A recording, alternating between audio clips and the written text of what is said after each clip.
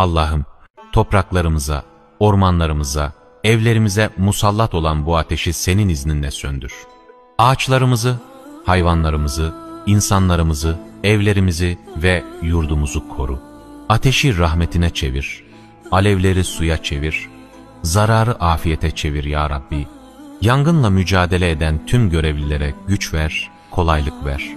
Ülkemizi yangın felaketinden, kuraklıktan ve her türlü afetten muhafaza eyle.